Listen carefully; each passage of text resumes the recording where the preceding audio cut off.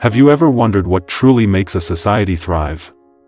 Is it towering skyscrapers, endless economic growth, or the pursuit of ever-increasing wealth?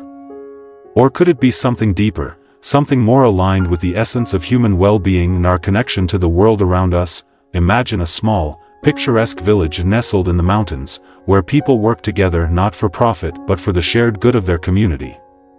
The economy here isn't driven by the latest technological breakthroughs or global market demands but by a respect for nature, a balance between what people need and what the earth can provide. Families grow their own food, rely on simple, sustainable tools, and find meaning in their daily work. They live modestly, yet there is no sense of lack, only fulfillment, a deep sense of purpose, and harmony with the environment. It might sound like a utopia from a long-forgotten past, but this vision lies at the heart of Ernst Friedrich Schumacher's revolutionary ideas. Schumacher's life and work were shaped by a search for an alternative path, one where economies exist to serve people, not the other way around. In a world driven by materialism and an obsession with endless growth, Schumacher asked, "Is bigger really better?" He believed that in our pursuit of more, we've lost sight of what truly matters. His groundbreaking work, Small is Beautiful, not only challenges the economic norms of his time but continues to resonate today as we face unprecedented global challenges. But how did Schumacher arrive at this radical philosophy? And what can his ideas teach us about creating a more sustainable, compassionate world? Ernst Friedrich Schumacher, 1911 to 1977, was a towering figure in the world of economics, philosophy, and sustainability. His life's work, particularly the book Small is Beautiful, Economics as if People Mattered, remains one of the most powerful critiques of modern economic systems ever written. But Schumacher was not just an economist. He was a thinker who believed that economies should be built on moral, ethical, and spiritual foundations rather than cold, materialistic ambitions. His work resonates even more today, as humanity grapples with environmental degradation, social inequality, and the existential threat posed by climate change. Schumacher's radical ideas, deeply influenced by Buddhist philosophy, proposed a vision of economics that is more compassionate, more sustainable, and profoundly focused on the well-being of individuals and communities. But who was Schumacher really? What were the events and experiences that shaped this revolutionary thinker, and how did his intellectual journey evolve? Let's dive deeper into his life and the monumental ideas he developed, ideas that continue to inspire economists, environmentalists, and thinkers worldwide today. Born in Bonn, Germany, in 1911, Schumacher's life was shaped by some of the most tumultuous events in modern history. His childhood was spent in a Europe grappling with the devastation of World War I. These formative years left a deep impression on the young Schumacher. Witnessing the profound social and political instability across Europe, particularly the economic struggles of the interwar period, made him question the very nature of human progress and the systems that seemed to be failing so many people. Schumacher's early education followed a traditional path, grounded in the classical economics of the time. Thinkers like Adam Smith, John Stuart Mill, and John Maynard Keynes dominated his studies. But despite their prominence, Schumacher's understanding of economics would take a radical turn as he experienced firsthand the destructive consequences of capitalism and unchecked militarism. World War II became a pivotal event in Schumacher's life. The war exposed the devastating costs of industrialization and technological advancements, which were too often used for violent and destructive purposes. After the war, Schumacher emigrated to the United Kingdom, where his views began to crystallize. His work with the National Coal Board in the UK offered him an opportunity to apply economic theory to real-world challenges. But rather than being satisfied with conventional approaches, he became increasingly disillusioned with the prevailing economic obsession with growth at any cost. The post-war period also saw Schumacher traveling to developing nations, particularly in Asia. Here, his exposure to simpler, more sustainable lifestyles left a lasting impact. Burma, now Myanmar, became a turning point for him. There, Schumacher encountered Buddhist philosophy, which introduced him to ideas about simplicity, balance, and interconnectedness. This deeply affected his worldview. The stark contrast between Western industrial practices and the small-scale, community-driven approaches in places like Burma led Schumacher to question Western capitalism. Why was so much emphasis placed on growth, wealth, and consumption when these values seemed to drive people apart rather than bring them together? Why did industrialized societies seem to suffer from greater levels of alienation and unhappiness despite their material wealth? It was this period of reflection and spiritual engagement that laid the foundation for Schumacher's groundbreaking book. Small is Beautiful, a radical challenge to the values of modern economics. Key themes of Small is Beautiful wasn't just a book, it was a revelation. Published in 1973, Schumacher's work turned traditional economics on its head. He rejected the relentless pursuit of growth and industrialization that had been glorified since the Industrial Revolution, advocating instead for a human-centered economy. But what made this book so radical?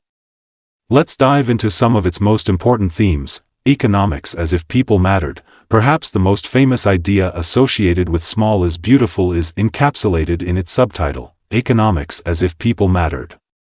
Schumacher believed that the economic systems of the West had become disconnected from real human needs.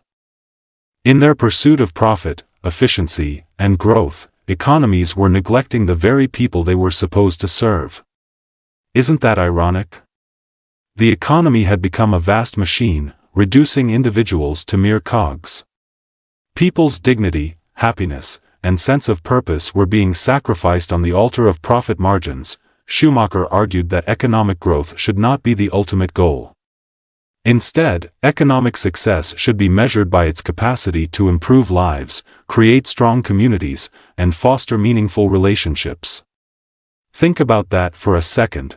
What if, instead of measuring success by GDP, we measured it by how happy, healthy, and fulfilled people are? This is the essence of Schumacher's message. He believed in small, locally based economies where production and consumption are rooted in human-scale systems. Large corporations and centralized governments, in his view, prioritized efficiency and profits over human well-being. The result? A society where individuals feel isolated, alienated, and increasingly dissatisfied, even in the face of material abundance. The concept of appropriate technology. Schumacher's ideas weren't just theoretical musings, they had real-world applications. One of his most important contributions is his concept of appropriate technology. This term refers to technology that is small-scale, simple, and sustainable. In other words, technology that fits human needs without overwhelming communities or the environment. Schumacher saw firsthand in developing countries how large-scale industrial technology often failed to deliver on its promises. Expensive, complex machines were often ill-suited to the local conditions. They required vast sums of money, specialized expertise, and continuous external support to maintain. In the end, these technologies often did more harm than good. How can a small community thrive when it's burdened with tools and technologies that it can't even use? Instead, Schumacher argued for technologies that fit local contexts, tools that could be maintained by local people, that were affordable, and that aligned with the environment. He believed that appropriate technology was the key to bridging the gap between economic development and ecological sustainability. Sustainability and environmental stewardship. Schumacher was one of the earliest voices to advocate for sustainability. Decades before the concept became mainstream, he was warning that the Earth's resources are finite and that modern economic practices were threatening the survival of both humanity and the planet. Small is Beautiful is a passionate call for environmental stewardship. He understood that the relentless pursuit of economic growth, with its insatiable appetite for resources, would eventually lead to ecological collapse. How could we continue to grow when our planet was providing us with clear signals that its resources were running out? Schumacher called for economies to operate within the limits of the natural world.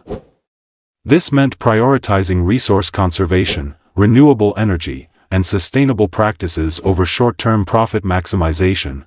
In a world that often seems obsessed with bigger, faster, and more, Schumacher's message stands out: smaller is not only more beautiful but more sustainable. Buddhist economics. One of the most fascinating aspects of Schumacher's work is his integration of Buddhist principles into his economic thought. Have you ever heard of Buddhist economics? It's not something you'll find in mainstream textbooks, but Schumacher believed that Buddhist teachings could offer profound insights into how we structure our economies. In the chapter Buddhist Economics, Schumacher challenges the materialism of Western capitalism, suggesting instead an economic model that prioritizes well-being, contentment, and ethical living. Drawing on Buddhist teachings, he argued that human happiness doesn't come from endless consumption but from a life lived with purpose, balance, and ethical integrity. Schumacher's Buddhist economics promotes the idea of right livelihood, the idea that work should not only sustain us materially but also enrich our lives spiritually and morally. It's a radical departure from the profit-driven mindset of Western capitalism. What if we built economies that were designed not to maximize profits but to reduce suffering and foster compassion? That's the kind of world Schumacher envisioned. Critique of capitalism and globalization. Schumacher didn't mince words when it came to his critique of capitalism and globalization. He believed that the obsession with growth, industrial expansion, and globalization was deeply flawed. For him, bigger is better was not just wrong but destructive. Capitalism, in Schumacher's view, led to the centralization of power in the hands of a few, creating vast inequalities and disenfranchising local communities. He saw globalization as a force that imposed Western industrial models on developing nations, eroding local cultures, traditions, and economies. The result? Environmental degradation, cultural loss, and economic dependency on foreign markets and technologies. Schumacher fiercely believed that true development must come from within, based on local values, needs, and resources, not dictated by external forces. Impact on modern economics and environmental movements. Although Schumacher's ideas were considered radical at the time, they have only grown in influence over the decades. His critiques of capitalism and calls for sustainability have inspired movements in sustainable development, ecological economics, and environmental activism. Small is Beautiful is now recognized as a foundational text in these fields. Sustainable development. Schumacher's work laid the foundation for the modern sustainability movement. His calls for conservation, appropriate technology, and human-centered economies have been echoed in discussions about circular economies, degrowth, and localism, ecological economics. Schumacher's integration of economic and environmental concerns helped shape the field of ecological economics, which views the economy as a subsystem of the larger ecological system. This approach challenges the traditional focus on growth and efficiency, emphasizing instead the health of ecosystems and future generations. Conclusion: Schumacher's enduring legacy. Ernst Schumacher's work continues to resonate today, perhaps even more powerfully than in his own time. In an age of growing ecological crises, deepening inequality, and rampant consumerism, his message offers a beacon of hope and clarity. He challenged us to rethink the very foundations of our economic systems, to prioritize human dignity, and to live in harmony with the natural world. What a visionary! Schumacher's radical call for balance, simplicity, and sustainability offers an alternative to the relentless pursuit of growth that defines modern capitalism. His ideas provide a path forward, one that is compassionate, ethical, and profoundly human. In a world increasingly fractured by environmental and social challenges, Schumacher's legacy is not only relevant but essential. Isn't it time we listened?